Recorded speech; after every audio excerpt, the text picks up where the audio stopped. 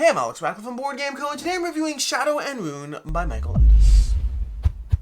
Shadow and Rune is a 1 to 4 player deck building game, but I'm going to be focusing primarily on what I would argue is the main mode, which is a 2-player head-to-head. There's also 3 to 4 player mode, as well as a solo game to play through as well. Before we dive into it, this is a prototype, all rules and components have to exchange, and I'll have a link to the crowdfunding campaign down below. This is a deck building game. If you've played any deck building game where you start with 10 cards, you draw 5, then you work your way through a card market as you add cards to your deck, lots of the core structure here will be familiar. You're going to have your starting deck of 10 cards. You're going to draw 5 of them. There are 8 coins over here. These are each worth 1 coin, helping you buy cards. And there's 2 shadow bats that will start off in your deck. These top 4 cards are always in the market over here. We have a 1, 3, and 5 gold cards, as well as a shadow bat. And then from there, you'll be picking 6 creatures, 6 units, basically minions, as well as 6 items to add to the market pool from a larger pool of potential cards. You'll be adding 6 and 6 to fully flesh out your market.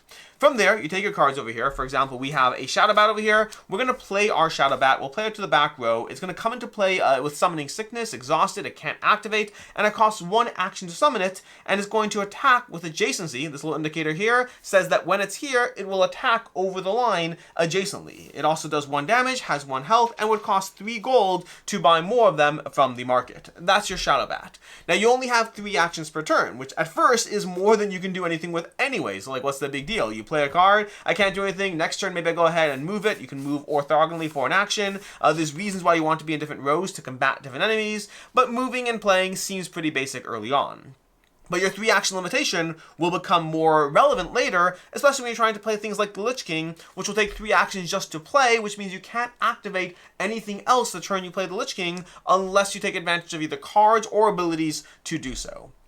From there, once you're done playing all your cards, you get, again, playing cards and moving things around the board, spending your actions. We then go to the attack phase if you're able to attack. I'm not right now, but if this were here, I would be able to attack either dealing damage to my opponent, reducing his 30 life points, or alternatively taking out an opposing Shadow Bat, dealing 1 damage to it, taking it off the board. So you're either attacking enemy creatures on the opposing side, or you're attacking your opponent directly if there's an open slot to do so.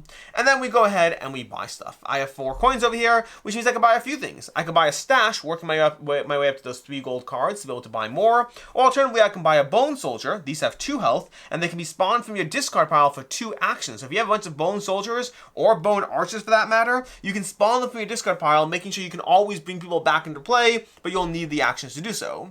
On the other hand, maybe I get the Echo Dagger. Deal a damage, and all Echo Daggers deal an additional damage this turn. Echo Daggers, if you lean heavily into those, can be a lot of fun. Playing a handful of Echo Daggers, although in order to do that, you probably want to buy a bunch of things that help you draw cards. Fortunately, there's bone helms, there's goblin bows. These things will help you draw additional cards, and being able to draw into like 5 or 6 Echo Daggers is an incredibly powerful feeling. I say that because I haven't done so yet. I think the most I've ever done in 1 turn is 3, and even that was kind of fun. But anyways, you're basically trying to build towards, you have a fixed card market over here, buy as many cards as you're able to afford with your coins, and then add them to your discard pile before they'll eventually shuffle back into your deck. That's the core structure over here. You are playing a deck building game, which again, if you've played anything like Star Realms, Dominion, Ascension, any of those games, the core structure will be fairly familiar. You are doing so with a fixed market. This is not a rotating card market. These are the piles of cards that are available. There's a whole bunch of plate armors over here. You're going to decide which cards are in the game before you start, but from there, you can try to plan towards whatever build you think is going to be most efficient. And then from there, you're playing cards onto your board, spending actions in order to be able to play them, moving them around. You can also heal characters with actions, and you can damage your characters to earn actions. So there's more of an economy pile over there as you try to work towards trying to attack your opponent. There's going to be ranged creatures over here. We have a goblin shaman. I think this is our own. No, but bone archers and goblin shamans are going to be our ranged creatures. They can attack from the back row as illustrated over here. Sometimes you have cards that activate attack in diagonals as well. There's the wolves that do that. Lots of cards with lots of abilities, but ultimately you're trying to deny your opponent, trying to deprive your opponent of their health, working them down from their 30 health in 2 versus 2 and in a head-to-head. At a higher player counts, you have more health, but at a head-to-head game, you're trying to reduce your opponent's 30 health down to 0 by building a better deck through the minions and items and economy and the money that goes into it. That's the core structure of the main game. There's also a solo, like I said, there's team modes as well. There's a solo mode that operates more like a Slay the Spire style game where you're basically working your way through a map over here, visiting various opportunities to upgrade your cards as you take on various enemies, them operating with a bit of a simplified AI as far as how they operate. But that's basically the core structure of what Shadow and Rune is. It is a 2-player head-to-head deck building game with team modes and with the solo mode, all operating under the similar principles. The solo mode is probably the most different, but still be very familiar if you've been playing through this. With that, let's go ahead and dive into our review of what I like, don't like, conceal this not liking, starting off with what I like. In general, this is a satisfying deck building game in a lot of ways. I do have complaints, I do have things that I think can be streamlined or optimized or make it flow a little better, but overall I was fairly impressed with the core structure of what this does by giving you a deck building game with a solid skirmish mode in which the minions and the items are equally compelling. Like, all of these cards are cool. Even right now, like this market over here that I set up for the sake of the review, I've never played with this combination. The idea of playing a game where you have the bone archers and the bone soldiers, although I don't know if I care for the bone soldiers, if I have a deck full of bone archers and the plate armor, because plate armor gives you extra actions, it costs 0 actions, helps you draw a card, giving you an extra action. If you have a bunch of bone archers and a bunch of plate armor, you can just constantly be spawning those things out into play, just harassing your opponent. Again, going fully into echo daggers plus goblin bows means you're going to be constantly doing damage, or even bone helms. Bone helms would be enough. In fact, bone helms you might need to because of the action efficiency. Bone helms cost 0. So a bunch of bone helms, a bunch of echo daggers, and you're suddenly spawning into a whole handful of a whole bunch of cards that are coming out, dealing tons of damage to your opponent. Combining various characters. Again, there's a whole bunch of characters over here. There's ranged characters, there's characters that pull people back, there's characters that heal, there's characters that have your characters attack twice or deal extra damage. There's a ton of different varieties to how you're going to build, and it's up to you to look at the market at the beginning of the game and then try to think how you're going to work towards the market that you want, towards the deck that you want. And that's going to be a combination of dealing with whatever your hand gives you. You don't always have the amount of money you need, but also building up your economy so that more often than not you can actually go ahead and buy the cards that will get you towards that engine. So overall, I like fixed card market decks, and I like the combination of abilities that are going on here that make me want to experiment with different combos to more aggressively take down my opponent.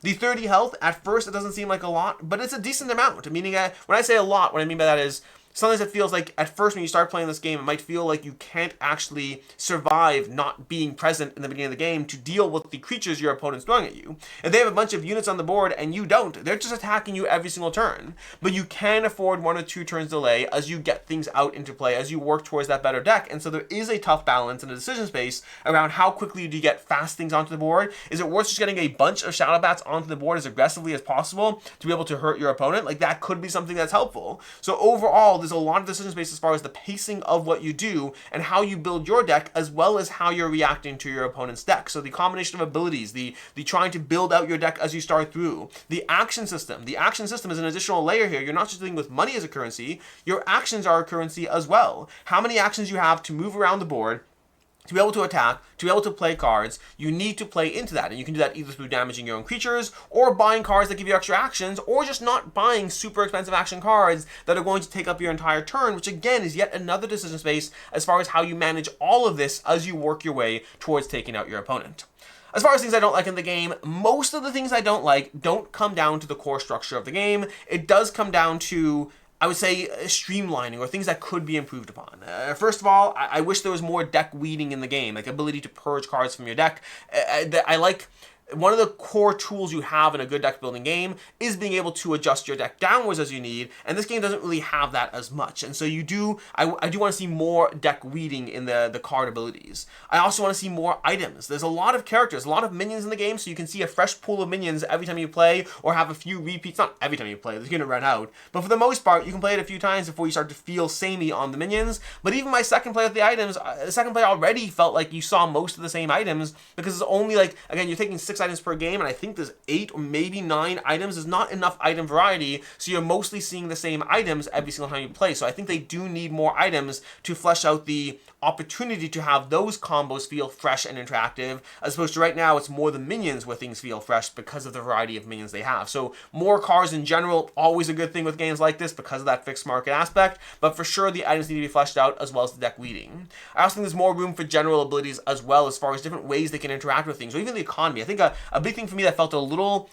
interesting is the economy in this game. It's too easy to get the higher value cards. Like a 5 gold card costs 5 gold. So you spend that 5 gold once and suddenly you're generating 5 gold. It's too easy to work your way up towards the higher value cards, which means it's actually easier than you'd think to start getting a whole bunch of goblin bows or lich kings in play by going towards those over there. I think the card economy almost needs to take a note from Dominion in terms of the way they scale. Like a 1 cost card is 1, a 2 card cost is 3, and a 3 card cost is 6. There's a progression of scale that really makes you feel like you've earned warrant those higher card costs.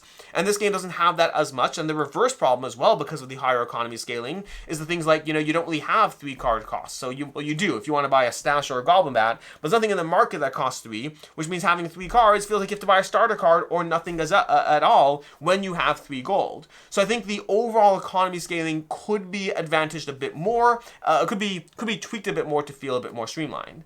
And lastly, I'll say that the card art in the game, at first I liked it. I do like the overall flow. The board feels a little flat. Again, prototype, so I have no clue what's changing over here. But the card art I liked at first, but as I play this game, it's harder to tell at first because of the color palette they use.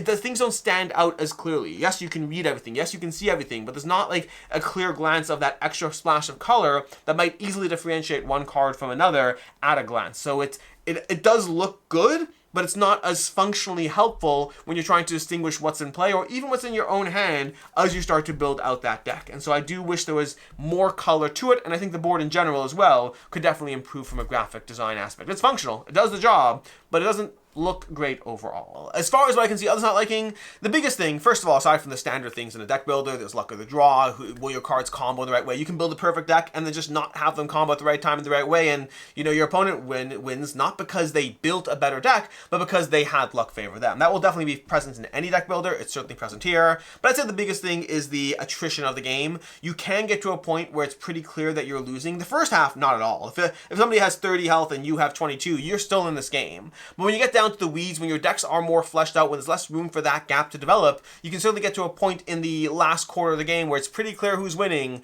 but you just have to you have to power through to get to the end, or just resign, which is never a fun feeling. So I do think that the tail end can potentially have a little bit too much of an obviousness to who's winning the game. Like, as opposed to when you play a game like Dominion, which is point-based, it's not necessarily as clear. I mean, sometimes it is, but other times you don't really know what's going on because the points are in the deck. Because this is a direct head-to-head game, and because of the pacing of it, you can get towards that end game slightly not as good feeling when you know you're losing, but you still have to power it out for another 15-20 minutes.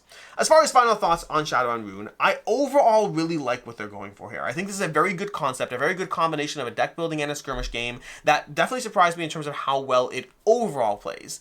The biggest thing is I do feel there's a lot of room for quality of life improvements from the way the game looks, from the economy of the game, from more abilities, from more item balance, but having more items in the deck. There's a lot of small tweaks that I think this is a game that has a lot of potential to shine, and where it is right now, it feels like several tweaks away from exactly where I'd want it to be. Overall, though, I still definitely enjoyed it. I'm going to give it a 3.5 out of 5 for right now. I think it has room to grow, but it does have those prototype quirks where I hope to see it develop and grow further. As it is, I still like already what it's doing, and I think it's a good implementation of a deck-building skirmish game. As far as other game recommendations, definitely check out Star Realms if you just want a head-to-head game where it's all about building your deck, powering through, and hitting each other in the face until you reduce their life total to 0. Or alternatively, if you want another deck-building skirmish game, check out Ignite. It's a game that also needs a little bit of polish. It's one of the games that's going to be harder to find nowadays. I think it also could benefit from a little bit of polish to it, but it's another game that was really fun with fixed card markets where you try to work your way, much more of a grid-based system to go through as opposed to this slightly more abstracted puzzle, but it's another good deck-building skirmish game.